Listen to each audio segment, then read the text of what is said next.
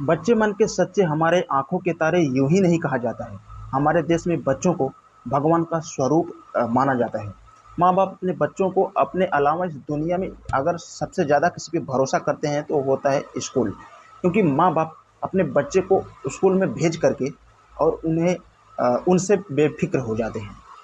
तो आज की घटना में बिल्कुल कुछ ऐसा ही होता है। एक लड़की है, वो स्कूल जाती है और ऐसा घटना हो जाता है। ये घटना लोगों तक जब पहुंचती है तो लोग भी कहीं न कहीं सुन कर के हैरान हो जाते हैं और कहने पे मजबूर हो जाते हैं कि आखिरकार इस दुनिया में भरोसा करे तो किस पे करे। तो नमस्कार दोस्तों, मैं जेपी पाल भोजपुरी, उत्तर प्रदेश जिला जौनपुर से। आज की जो ये घटना है, ये बिहार प्रदेश के अररिया की है और इसी अररिया के अंतर्गत एक थाना पड़ता है महलगांव। महलगांव के अंदर ही एक 8वीं क्लास का स्कूल रहता है। ये 29 जून लगभग 9 बजे की बात है। रोशन गुप्ता स्कूल का जो हेडमास्टर रहता है, गांव के एक व्यक्ति को फ़ोन करते हैं और कहते हैं कि आपकी बेटी का कुछ डॉक्यूमेंट्स आया है, उसे बोल दीजिए आकर लेके जाने के लिए। उसकी बेटी का नाम होता है आरती। आरती के पिता अपने बेटी से कहते हैं कि तुम्हारे स्कूल से तुम्हारे ही मास्टर का फ़ोन आया था, तुम्हारा कुछ डॉक्यूमेंट्स आया है, तुम जाके उसको लेके आओ। आरती लगभग 10 से 11 बजे स्कूल पहुंचती है। हेडमास्टर आरती को स्कूल के सेकंड फ्लोर पर एक कमरे के अंदर ले जाता है और उसके सारे कपड़े उतार कर उसके साथ दुष्कर्म करता है। लेकिन आरती जब अपने घर से स्कूल की तरफ आ रही थी तो उसी के गांव का एक और लड़का था जो उसी के स्कूल में पढ़ता था, जिसका नाम है मुकेश शर्मा, जो कि काफ़ी दिनों से आरती को फॉलो कर रहा था, अपने दिल की बात उससे रखना चाहता था लेकिन वो कह नहीं पा रहा था। आज जब वो आरती स्कूल जा रही थी तो वो उसके पीछे पीछे फॉलो कर रहा था।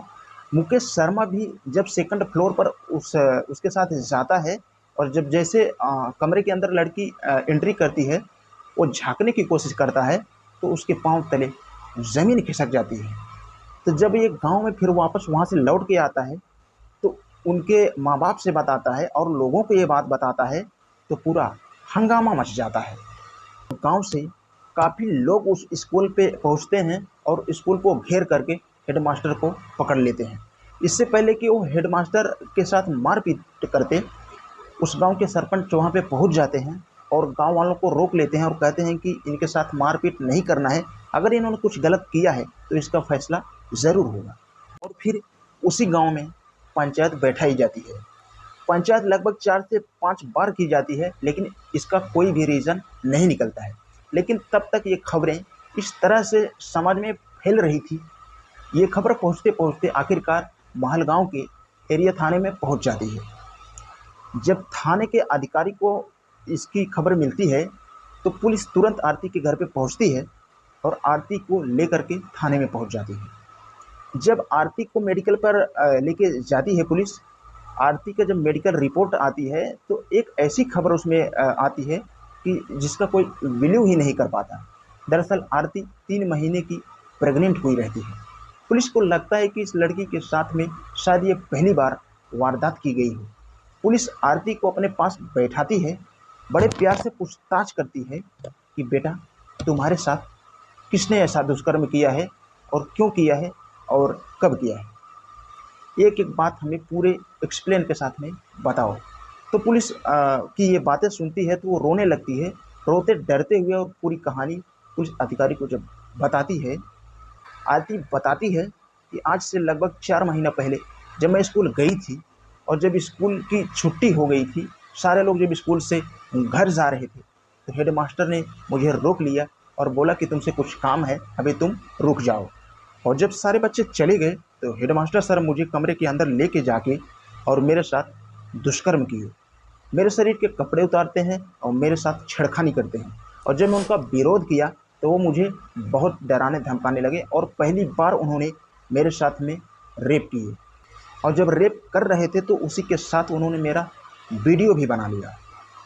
और इसके बाद उन्होंने मुझसे बोला कि अगर ये बात तूने किसी को भी बताई तो मैं ये सारी वीडियो सोशल मीडिया पर वायरल कर दूंगा और तुम्हारी बदनामी इस कदर से हो जाएगी कि तुम किसी को भी अपनी मुंह दिखाने लायक नहीं रह जाओगी और ना ही तुम्हारे माँ बाप इस दुनिया में जिंदा रह पाएंगे। इतनी बड़ी धमकी वो देता है। और इसी वजह के कारण मैं अपने घर वालों को कुछ भी नहीं बताई, क्योंकि मैं माँ और बाप से बेपनाह मोहब्बत करती हूँ।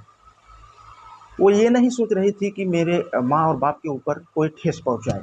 तो इसी बात के ऊपर बार बार वो टीचर उसको फ़ोन करके बुलाया करता था और हर बार यही दुष्कर्म उसके साथ में करता था। दोस्तों, ये मामला हमारे देश में कोई पहला नहीं है। आए दिनों ऐसी घटनाएं आप लोगों को सुनने को बहुत बार मिली होंगी, लेकिन उन तमाम लोगों से मैं कहना चाहूँगा कि खासकर ये घटना जो जिस स्कूल में हुआ है, अगर ऐसा घटना कोई भी स्कूल में हो रहा है तो आप बेफिक्र होके अपने परिवार के साथ में उसको शेयर करिए। इसमें आपकी कोई भी गलती नहीं है। तो दोस्तों, आप इस वीडियो के बारे में क्या कहना चाहते हैं? आप कमेंट बॉक्स में अपनी राय ज़रूर दें। और ये कहानी सुनाने का उद्देश्य आपको जागरूक करना है, ना कि किसी की भावनाओं को ठेस पहुंचाना है। जाते जाते बस इतना कहना चाहूँगा, अगर आप ऐसा कंटेंट देखना पसंद करते हैं तो हमारे चैनल का वीडियो यदि आप पहली बार देख रहे हैं तो हमारे चैनल को सब्सक्राइब करके बेल का आइकन ऑल पे ज़रूर प्रेस करें, ताकि कोई भी नया वीडियो लाऊं तो आप तक आसानी से मिल सके। तो आज के लिए बस इतना ही। मिलते हैं किसी नेक्स्ट वीडियो के साथ।